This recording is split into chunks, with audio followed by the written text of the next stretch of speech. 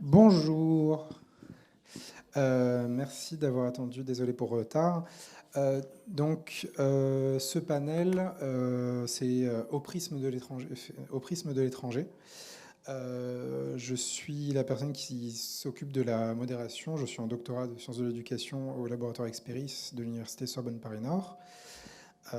Tout comme Annick Xiang ici, qui va présenter une analyse des jeux de société produits en dehors de France, à l'étranger, qui sera suivie d'une présentation de Katerina Lobodenko, qui portera sur les cinéastes en exil en France, une figure cette fois de l'étranger. Pour commencer, Annick Xiang est ingénieure d'études au sein du laboratoire Experis de l'université Sorbonne Paris-Nord, et elle est chargée du fonds patrimonial de jeux de société, l'un des plus importants fonds de recherche du monde dédié à l'étude et à la conservation du jeu de société et du jeu de rôle. Ses travaux portent sur l'évolution de l'industrie du jeu de société depuis la moitié du 19e siècle et s'intéressent plus particulièrement aux questions d'octorialité et de matérialité. Je te laisse la place. Merci. Bonjour. Alors aujourd'hui, je vais vous parler de la représentation de l'histoire de France, enfin d'une histoire de France dans la production étrangère de jeux de société.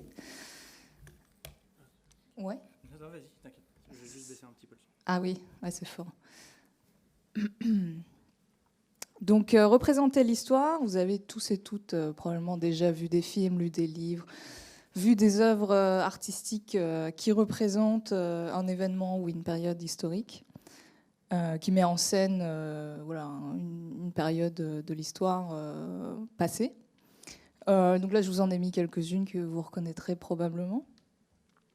Et en fait, c'est une thématique qui revient beaucoup dans les œuvres de fiction, le fait de représenter l'histoire.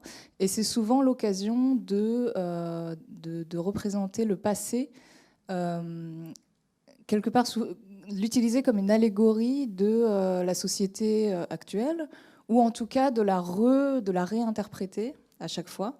Donc un peu comme voilà, quand on passe d'un objet culturel à un autre, son sens change à un degré plus ou moins profond. Et donc l'histoire, c'est souvent l'occasion de réinvestir un événement passé, de dépayser aussi, de proposer une forme d'exotisme. Et dans le jeu de société, c'est aussi le cas. Et alors, ce qui est différent par rapport au film, par exemple, c'est que l'histoire, souvent, elle est utilisée comme un peu quelque chose qui va mettre en tension, mettre en suspense. Par exemple, je pense aux films de guerre, aux films d'espionnage.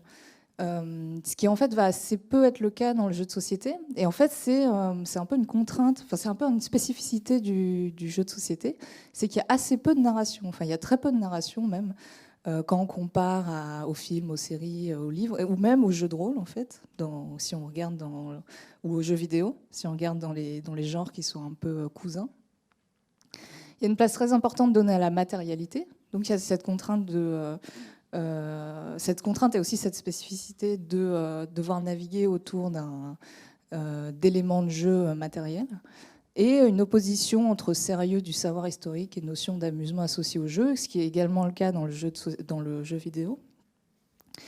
Et donc voilà, on associe souvent une recherche de fun, une recherche d'amusement, qui peut être un peu vue en opposition par rapport à un savoir historique qui serait très sérieux, assez lourd, académique.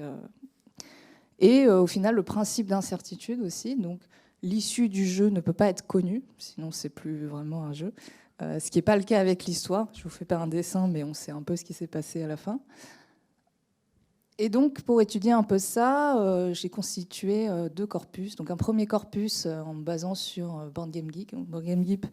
Board Game Geek est une des plus grandes bases de données de jeux de société dans le monde. Et voilà, en fait, c'est une base de données qui est collaborative, donc tout le monde peut rajouter des étiquettes, rajouter des jeux, etc. Et donc, une étiquette qui était déjà présente, c'était une étiquette jeu qui parle de la France, et une autre jeu qui parle de l'histoire de la France. Donc, j'ai tout pris. C'est une étiquette qui est imparfaite, mais en fait, c'était vraiment pour avoir un premier aperçu de voir un peu s'il y a des tendances générales qui se dégageaient, parce qu'en fait, j'en avais aucune idée. Et la deuxième, une fois que j'ai fait ça, ça a été de constituer un corpus auprès du Fonds patrimonial du jeu de société, donc là où je travaille. Et donc ça a été la deuxième étape, un corpus de données physiques que j'ai pu utiliser, manipuler des documents manipulables pour essayer de rentrer un peu plus dans comment on représente l'histoire, dans les mécaniques, dans le matériel. Est-ce qu'il y a un souci d'historicité, par exemple? Ou alors est-ce que c'est complètement juste un décor un peu fantastique? On va peut-être mettre des éléments un peu fantastiques, magiques. Voilà. Est-ce qu'il y a une narration autour du jeu ou est-ce que c'est vraiment la mécanique qui va prendre le pas dessus? Et donc j'avais à peu près 80 références. Voilà. Et donc à chaque fois, je mets françaises et étrangères parce que je vais aussi utiliser les jeux français comme contrepoint, un peu en creux. Donc le fonds de jeux de société, c'est ça. Donc un fonds documentaire de recherche dédié aux jeux, avec à peu près 16 000 jeux de société, 6 000 éléments de jeux de rôle. Le jeu le plus ancien est de 1845. Et il est à l'université Sorbonne Paris-Nord, en région parisienne, enfin juste à côté d'ici d'ailleurs.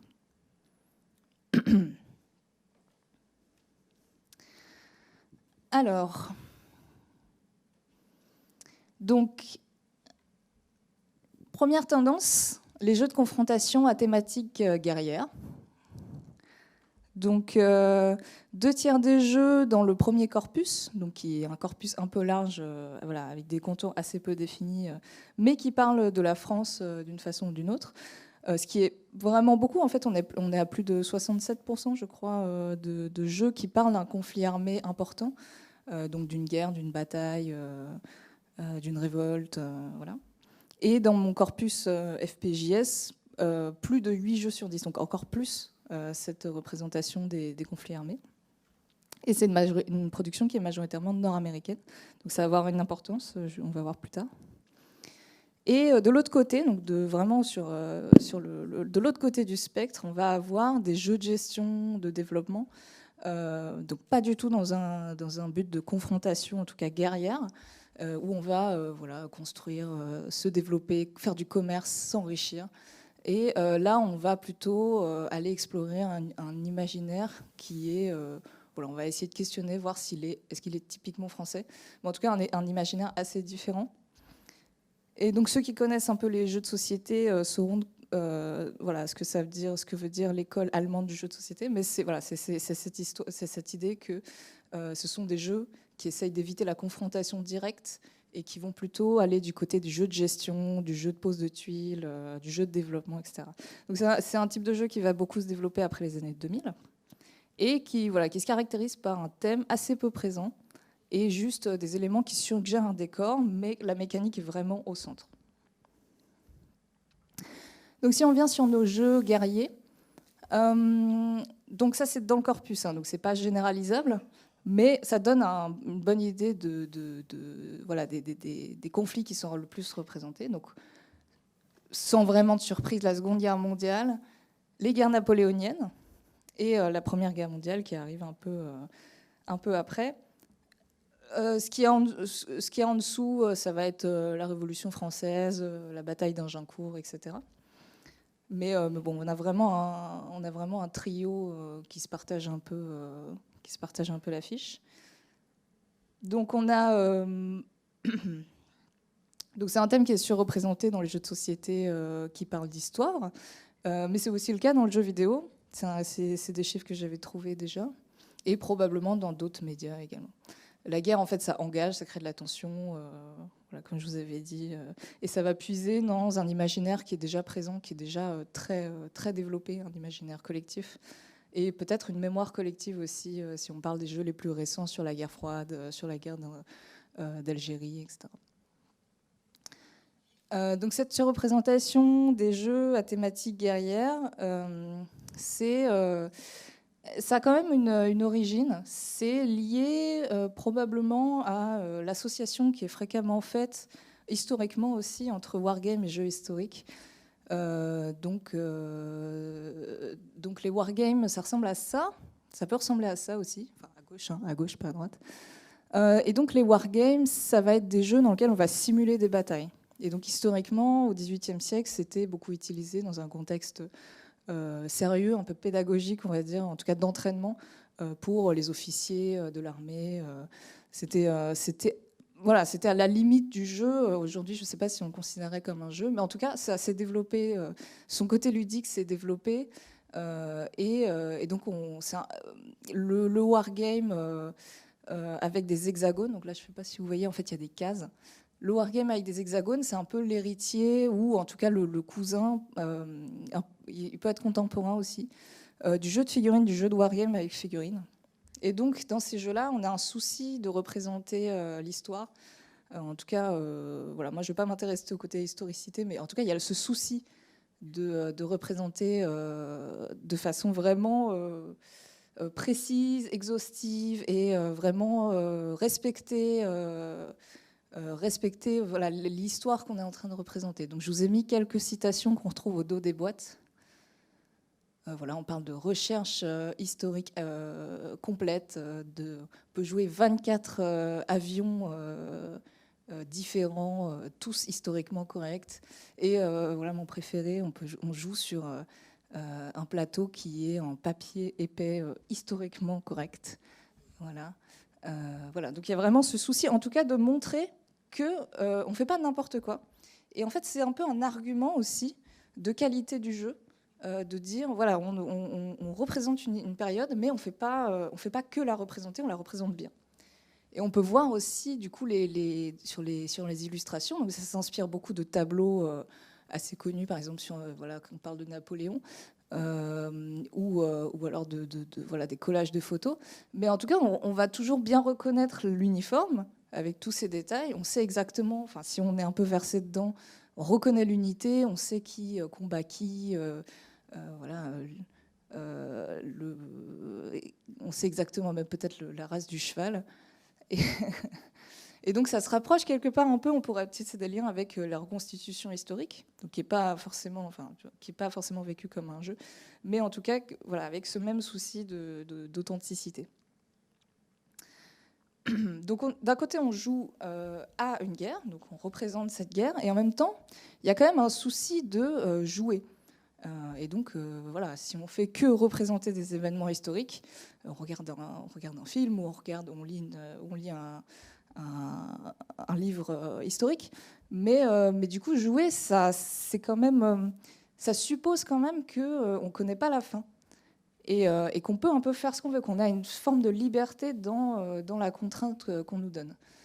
Et donc, il y a ce double discours de historicité, mais par contre, vous pouvez faire ce que vous voulez.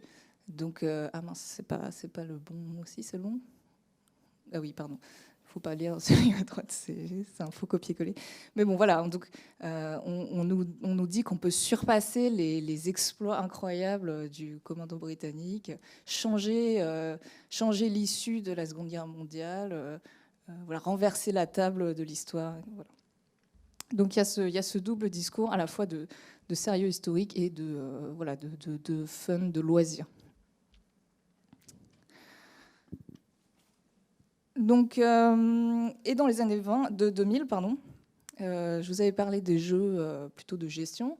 Et donc voilà, on va apparaître ce genre de jeu aussi à la faveur du déclin du wargame et aussi de la féminisation de la pratique. Pas que les femmes ne s'intéressent pas à la guerre, mais en fait un peu... Enfin, comment dire, on joue pas aux mêmes choses quand on est petit, par exemple. Donc on va moins avoir voilà, cette imagerie guerrière qui va être valorisée chez les joueuses, ce qui va être plus le cas chez les joueurs, a priori en tout cas. Et donc on va apparaître voilà, avec Carcassonne qui est sorti en 2000, je crois, ou 2001. Bon, là 2001, mais je crois que c'est plutôt sorti en 2000, qui va être un peu le premier jeu de ce type-là, on peut le fer de lance, et qui va proposer un paysage un peu standardisé de la France moyenâgeuse, ancienne. Voilà. Donc on ne sait pas exactement où ça se passe. On a juste le titre qui nous dit que c'est en France, Carcassonne, Beaugency. Et donc on va avoir on va avoir des jeux qui vont avoir un thème au service de la mécanique. Donc, par exemple, Carcassonne, on pose des tuiles et on ferme des cités fortifiées avec les enceintes. Et donc, ça va se passer à Carcassonne parce qu'il y a ces cités fortifiées. Beaugency, on va construire des châteaux. Voilà, ça se passe au Beaugency parce qu'il y a des châteaux. Et Aura et Labora, c'est un peu l'exemple ultime. C'est qu'en fait, on a des tuiles qui se renversent, des bâtiments qui se renversent. Et donc, selon qu'on est sur la phase A ou B, on est en Irlande ou en France. Et donc, ce qui change, c'est qu'en Irlande, on ne va pas produire du pain, on va produire de la bière, ou ouais, je crois, du whisky.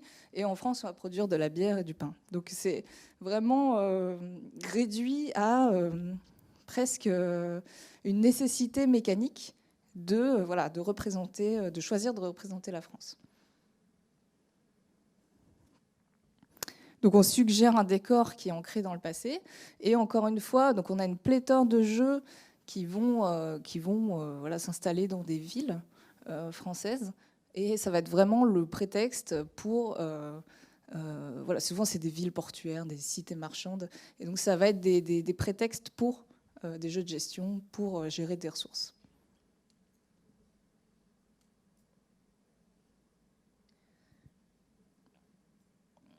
Donc, juste une parenthèse sur les productions françaises. Donc, les productions françaises, bien sûr, il y a une partie qui va ressembler aux productions étrangères. Ce que j'appelle étrangères, ça va être Amérique du Nord et Europe. Enfin, c'est ce que j'ai trouvé en tout cas. Donc, je ne pense pas que ce soit généralisable forcément au monde entier. Mais du côté français, raconter sa propre histoire, ça va surtout passer par des jeux éducatifs. Donc beaucoup plus anciens que ce qu'on va trouver à l'international.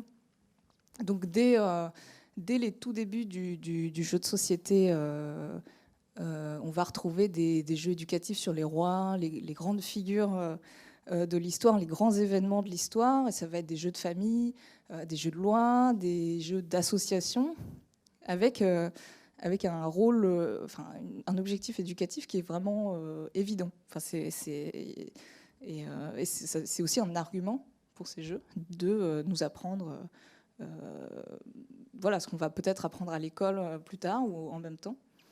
Et aussi une certaine valorisation du patrimoine local. Donc là, je vous ai mis un jeu sur la baie du Gévaudan et sur le canal de Garonne. Voilà, donc des jeux qui vont parler de... Comme on pourrait avoir un jeu sur une région ou sur une ville...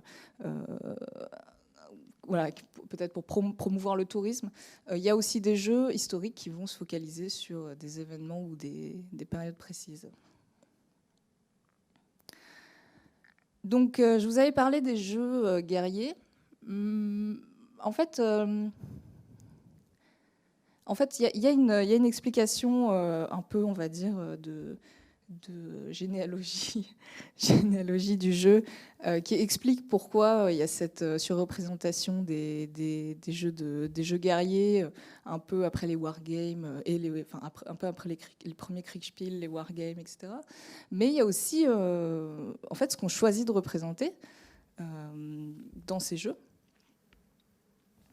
Et en fait, on ne va pas jouer n'importe quoi. Donc, je vous avais dit Seconde Guerre mondiale, guerre napoléonienne, un peu plus bas, enfin même pas mal plus bas, la Première Guerre mondiale. Et quelque part, c'est pas pour rien parce que c'est une répartition qu'on trouve aussi dans les autres médias, dans le jeu vidéo notamment. Et c'est peut-être explicable par le fait que c'est une opposition qui est très manichéenne, la Seconde Guerre mondiale. Donc, c'est un peu les gentils contre les méchants, en tout cas dans la façon dont on choisit de le représenter. Et c'est totalement le cas sur les jeux que j'ai pu trouver dans mon corpus. Donc là, je vous ai mis un exemple. Voilà, on parle d'aventure et d'héroïsme. Les soldats ne sont jamais fatigués. Les soldats sont toujours vaillants. Toujours, voilà, on va avoir une palette de couleurs qui va nous rappeler une affiche de film, peut-être Apocalypse Now. Et donc, il n'y a pas de critique, il n'y a jamais de discours critique sur la guerre. Il n'y a jamais de discours, même sans aller jusqu'à l'antimilitarisme, il n'y a jamais de discours qui est formulé contre la guerre. Il y a une valorisation des exploits guerriers et du courage physique qui va toujours être présent. Et en fait, on va avoir beaucoup de jeux, par exemple, sur la résistance, parce que c'est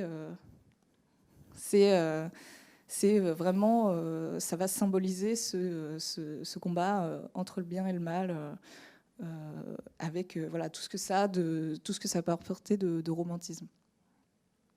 On va voir aussi les jeux cartes postales, donc qui vont montrer la France sous son jour le plus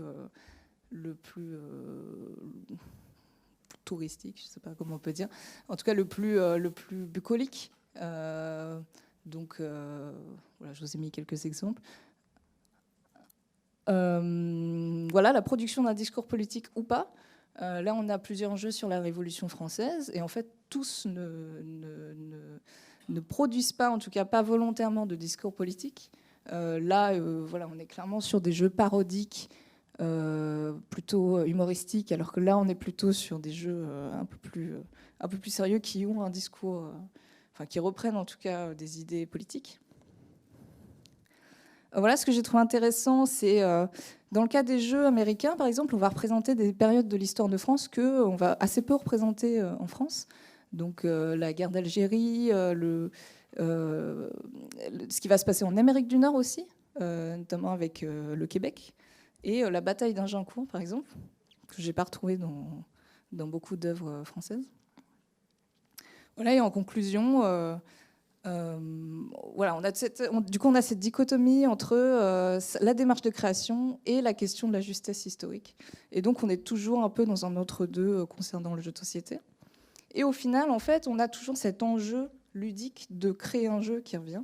Et donc, voilà, l'histoire de France, au final, est surtout utilisée comme un motif, donc plus ou moins de façon plus ou moins